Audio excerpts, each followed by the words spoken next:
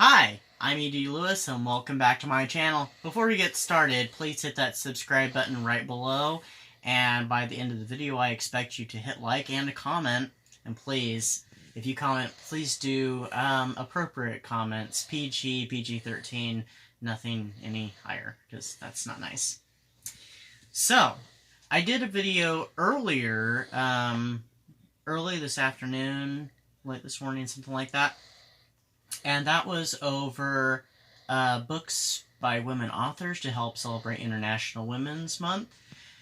My second video for this week is not going to be a book review. It's going to be my second movie review, and this one is a very feminist film, not directed by a woman though, but still quite feminist and very gothic. So, we're doing Daughters of Darkness.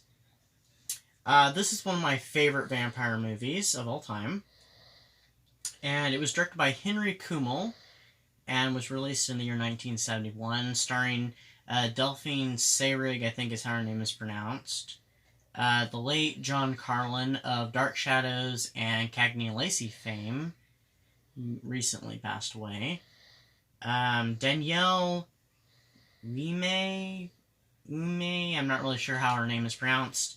And Andrea Rowe, again, I'm not really sure with some of the foreign names. But this movie was filmed entirely in English and was made as a co-production with, I think, Belgium, Germany, possibly France and England. But the film is about a newlywed couple who spend their honeymoon at this very remote the word escapes me, resort near Bruges. And since it's very remote and it's the off-season, they are the only ones at the hotel until this mysterious countess named Elizabeth Bathory and her companion Ilona arrive, and then strange things start to happen. There's murders in a town that's nearby in the newspaper where they had visited shortly before the Countess and her companion had arrived. The Countess is named after the famous Blood Countess, Elizabeth Bathory, of Hungary, which you can check in your history books about her. She's a fascinating individual, and some things about her are mostly theorized. But, so I'd check into that if I were you. This movie is, like I said, a very feminist film, and it is one of the lesbian films from the 1970s, but it is not done in the very smutty way that some of those films were made. It's done in a very art house way. As you can see with almost all of the fade-ins are all, instead of fading to black, they fade to like pure red. It's very beautiful. It's a gorgeous film, actually. Film analyst Bonnie Zimmerman did an article called Daughters of Darkness, the Lesbian Vampire on Film. And in that article, she theorized that the rise of lesbian vampire films of the 1970s was due to the growth of feminism, and that this film in particular takes on the feminist views of rape and sexual violence, as well as the shifting view of the lesbian vampire into a more sophisticated light than the other films, unlike such films like The Vampire Lovers, that was done by Hammer around the same time, which is another gothic film that I may do a review on in the future. So, but this film is a very unique one, in my opinion. Delphine Seyrig does a wonderful job, and I think if this film was ever remade, I think that what's her name? Cate Blanchett would play it, because she has the same type of sophistication as Delphine Seyrig. But, this movie might come up again in a few months when LGBT Pride Month comes, because it is very much one of those films because it has both lesbian and gay characters in it. But it's more of, if you look at the characters in an analytical way, you can tell that some of them are LGBT, whereas if you were just look at, you just assume, oh, it's the vampire and blah, blah, blah. So, I don't want to give too much away about this movie, but please check it out. It is a cult classic amongst many people, and I can understand why.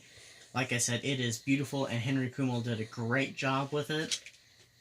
If you check into the history of the film, you can find out there was a little bit of violence because the actress who played Valerie, the wife, I guess Henry Kummel had actually struck her because she wasn't doing something he wanted, or she wasn't acting the scene the way he kept telling her to, so John Carlin, one playing the husband, Stefan, he actually socked him, and so there was some tension on the set. And I think Henry Kummel apologized later on, which I hope he did anyway. I'm thinking I read that he had, but rather than that unfortunate thing, this film is fantastic. It is a very feminist film, and you see the female characters as very strong, especially the Countess. And that's pretty much what I have on this film. I could probably keep on selling it, talking about how great it is, but I think you should just check it out for yourself. And if you'd like to read that article, you can check it out in the book, The Dread of Difference, Gender, and the Horror Film. This is actually a textbook from an independent study class that I had that was on gender and sexuality within the horror film, and I chose this movie to do as one of our films. Because I got to pretty much do most of the, what's it called?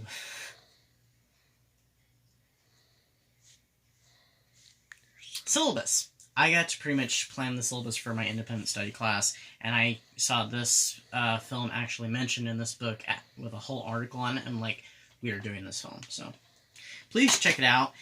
And that's pretty much it with that review.